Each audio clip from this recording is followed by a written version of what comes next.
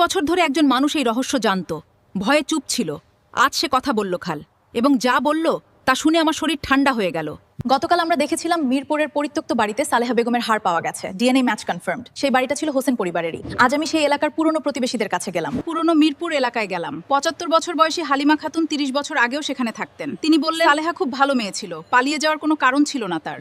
হালিমা খাতুন বললেন, সালেহা নিখোঁজ হওয়ার আগের দিন তাকে দেখেছিলেন। সে খুব আপসেট ছিল, বলেছিল ভাইয়ের কিছু একটা জানতে পেরেছে যা ঠিক না, পুলিশে যাওয়ার কথা ভাবছে। তারপর গেলাম সালেহার বান্ধবী রেহানার কাছে। রেহানা বলল সালেহা নিখোঁজ হওয়ার 2 দিন আগে ফোন করেছিল, বলেছিল ভাই ইলিগাল কিছু করছে, সেসব ডকুমেন্টস দেখেছে, প্রুফ আছে তার কাছে। 1995 সালে কামাল কি করতো? রেকর্ডস দেখলাম সে তখন ইলিগাল ল্যান্ড ফরজারিতে জড়িত ছিল। একটা বড় প্রপার্টি ডিল পেয়ে বৃদ্ধ মালিকের সিগনেচার নকল করে। সালেহা সেটা জেনে গিয়েছিল। এখন মোটিভ পরিষ্কার, সালেহা পুলিশে যেত, কামালের সব ইলিগাল কার্যক্রম এক্সপোজ হতো, তার উচ্চাকাঙ্ক্ষী জীবন শেষ হয়ে যেত। কিন্তু সালেহা পুলিশে যাওয়ার আগেই নিখোঁজ হলো। কিন্তু কেউ কি ঘটনার রাতে কিছু দেখেছিল? হালিমা খাতুন একজনের নাম বললেন, পানি রহমত আলী। হোসেন পরিবারের পুরনো কাজের মানুষ, বয়স এখন 70। সে এখনো বেঁচে আছে।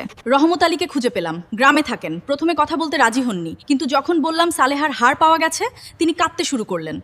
বললেন